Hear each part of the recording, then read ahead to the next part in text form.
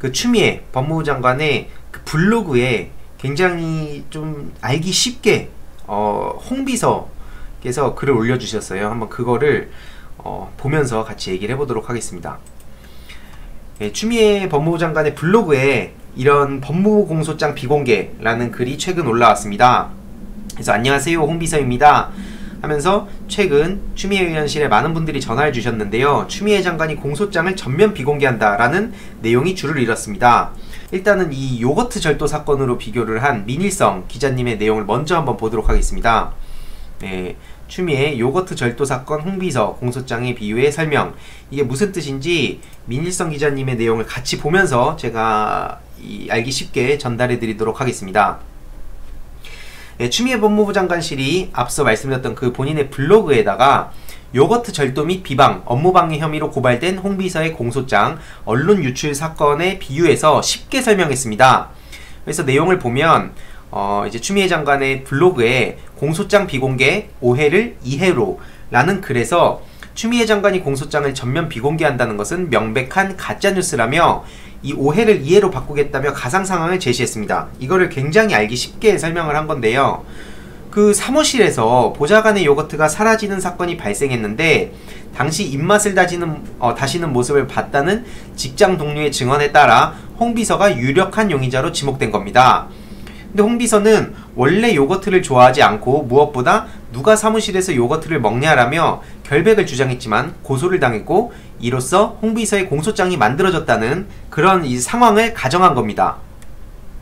그래서 이 공소장에 따르면 절도, 그래서 홍비서가 당시 냉장고와 가까운 자리에 위치했고 홍비서가 요거트를 보며 입맛을 다시는 걸 봤다는 결정적 증언이 있다. 보좌관의 요거트를 훔쳐먹은 건 명백한 절도다. 둘째, 사기 및 비방.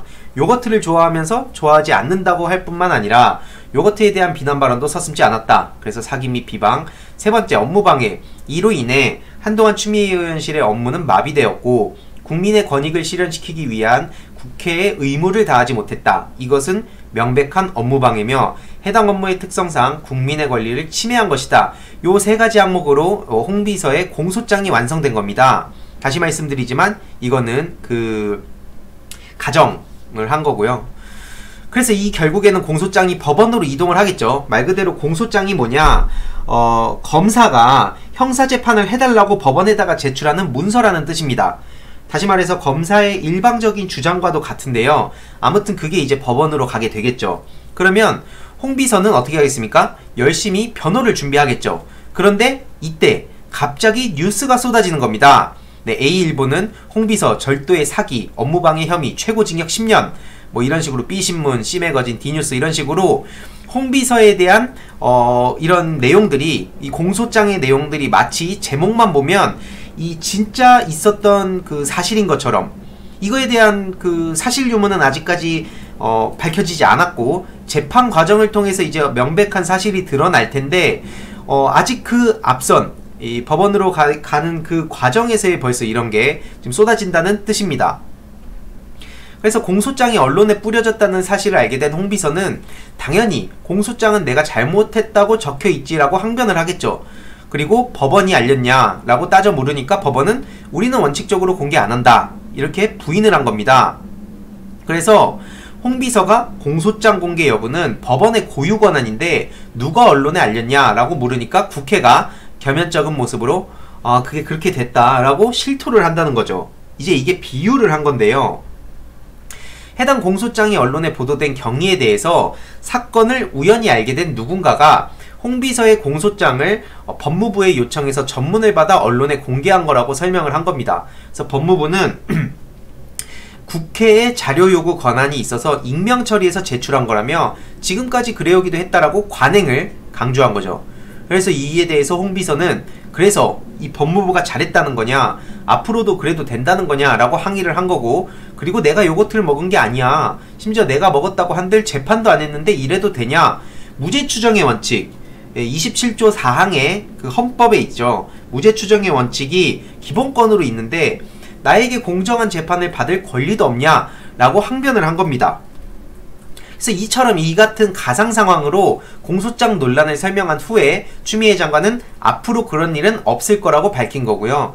추미애 장관은 법무부가 국회에 제출한 공소장 전문이 형사재판 절차가 개시되기 전에 언론을 통해 공개되어 온 것은 국민의 공정한 재판을 받을 권리를 침해하고 개인의 명예와 사생활을 침해하는 잘못된 관행이라고 지적을 한 겁니다. 그렇기 때문에 이런 잘못된 그 관행을 반드시 이제 시정해야 된다고 강조를 한 거고, 공소장은 재판이 시작되면 공개됩니다. 근데 문제는 이 재판이 시작되기 전에 언론에 먼저 공개가 돼서 언론이 자극적인 내용을 보도하면서 재판이 시작되기도 전에 관련자는 이미 범죄자가 돼 있다는 것을 지적한 겁니다. 그래서 그거는 당연히 바로 잡아야 마땅한 거겠죠.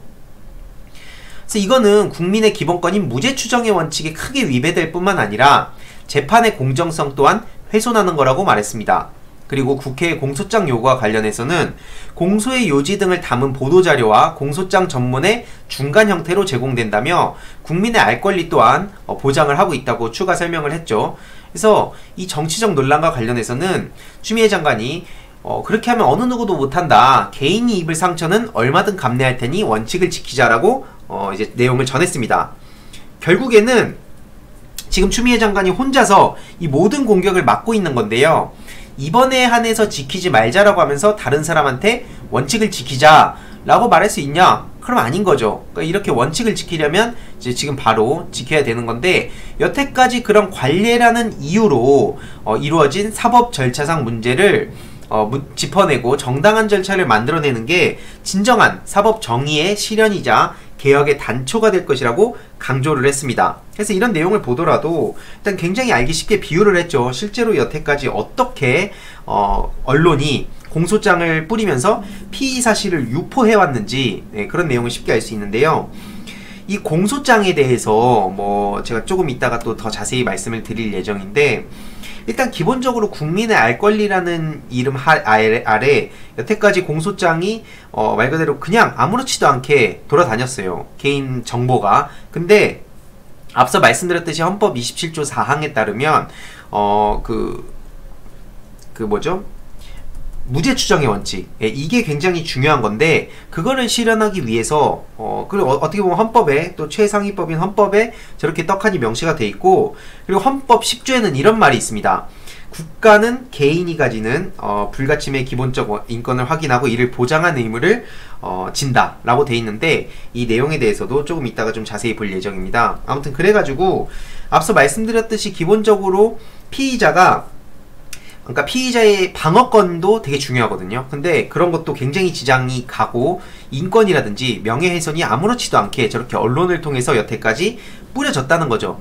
그러면은 기본적으로 이미 그 대부분의 사람들이 사실 그 언론을 통해서 이런 내용들을 접하지, 이 구체적으로 어떤 사건을 들여다보고 막 그런 경우는 거의 없잖아요. 그렇기 때문에 이렇게 여태까지 그 잘못된 관행 때문에 말 그대로 검찰이, 앞서 말씀드렸듯이 검찰의 일방적 주장과도 같은 공소장이 마치 어떤 사실인 것처럼 인터넷이나 이런 각종 사이트에 돌아다니면서 범죄자로 낙인 찍히는 거, 그거를 해명하기엔 굉장히 어려운 거죠.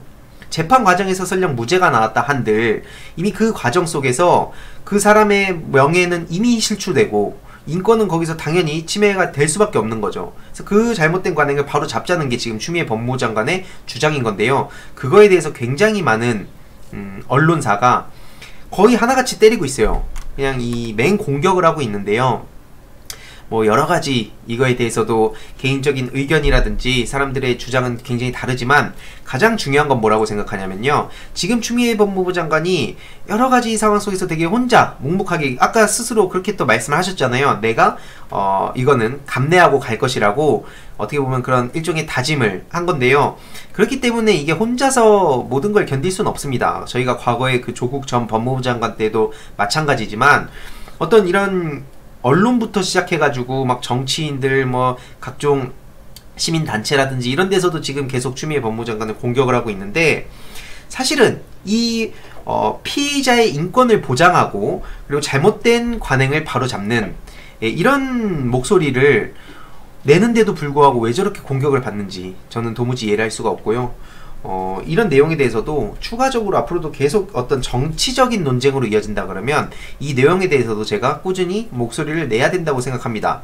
정작 욕을 먹어 마땅한, 특히나 그 진짜 법을 어기고 있는 미래한국당, 최근에 그 자유한국당의 홈페이지에도 그런 걸 떡하니 올려가지고 굉장히 크게 논란이 됐었죠. 이런 거에 대해선 전혀 언론이 다루고 있지 않다는 거죠. 그러니까 그런 부분에 대해서도 저희가 꾸준히 이 유튜브가 좀 그런 역할을 되게 많이 해야 된다고 생각합니다. 언론개혁도 사실 굉장히 시급하다고 그래서 저는 생각합니다.